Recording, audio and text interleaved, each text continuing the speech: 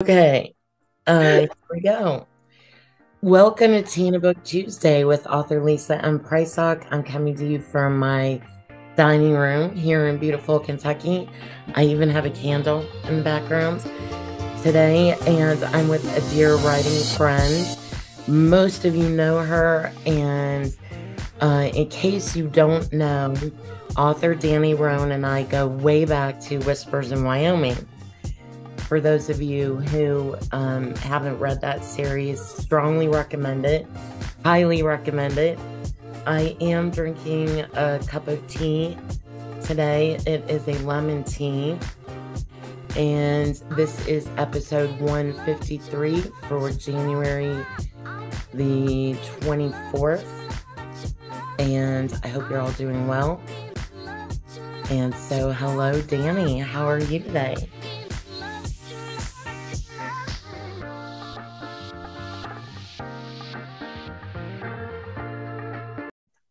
Hi, Lisa. It's good to see you. I'm doing really well. We're having beautiful weather here in the negatives, but Yellowstone is always a little bit of an adventure. Yes, I can imagine. Have you been over there to look at the geyser lately or anything like that? I was over last week. Old Faithful wasn't erupting, but some of the other ones were. And even this morning, when I went outside to do laundry, you could see the billowing clouds of steam from geysers further down the valley. I mean, people come here and they think of Yellowstone and they think of Old Faithful, and that's it. And they're like, I didn't know there were like thousands of them right here. And so there's so much to see no matter Wow, where you go. that's awesome. We are contending with coyotes here and a lot of deer and things like that. Kentucky, but it's beautiful and just cold right now. We tend to So see coyotes most of the time when we go out on the snowmobile or something. They're more active during the day than, say, the wolves and even the foxes. Sometimes you'll oh, see a fox during the day, but we have a fox that's pretty frequent around here, but he's hard to catch. cool. So, what are you drinking today? I am drinking coffee with heavy cream in my Yellowstone mug. This is like my favorite thing. I love pottery items. And so this was a birthday present to me last year from my hubby. So yeah, I'm Nice. I'm I love tea. I tend to drink coffee in the mornings and then tea later on in the day. Awesome. So today I wanted to ask you, I've always been fascinated with your Needful Bride series, and the covers are just so beautiful. Can you tell us more about those books and the premise of the series? Yeah.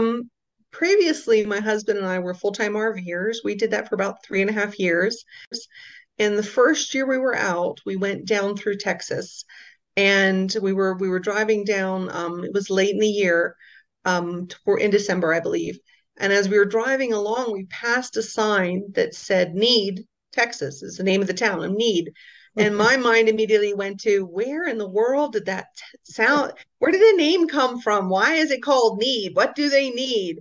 And Right. then my brain just started going with well, maybe it was a town and it needed women because way back in the day, there weren't enough women in the West. And so the idea of needful brides kind of was born.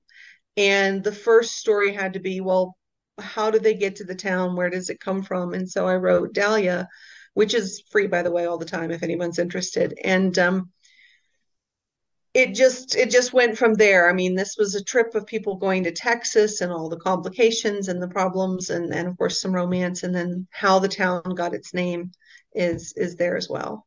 Wow. I love it. I'm always interested in what inspires a writer to take off with a new series idea or something. Beth and Fanny are two of my favorite covers in all of the Western world. What did you tell the cover designer to inspire your vision for this series? Because they're so beautiful. I'm pretty relaxed about my covers. I trust my cover artist and I don't pick at things too much. There's a lot of elements to creating a cover that I'm not familiar with. but I know that my cover artist really keeps up with trends. So she knows what looks good, what people like, why they work the way they do. And I basically gave her the Mhm. general area of Texas, which is northeastern Texas. It's hilly. It has a lot of trees and open land, so it's a varied environment. And I would give her the description of the character and of the season. And I basically just went with the seasons, and so she would match the backdrops to different elements of the seasons, and it was just a lot of fun when I asked her, basically this is the concept behind the series. What do you think? And she said, let's just do the bride and not the couple on here, and this is what's going on. So the other thing we did was she did a lot of variation in color so that each of the brides was quite unique in the way that they looked, They and that are. really worked very, very well. They are. That's awesome. I love hearing that. I love hearing how writers work with their artists and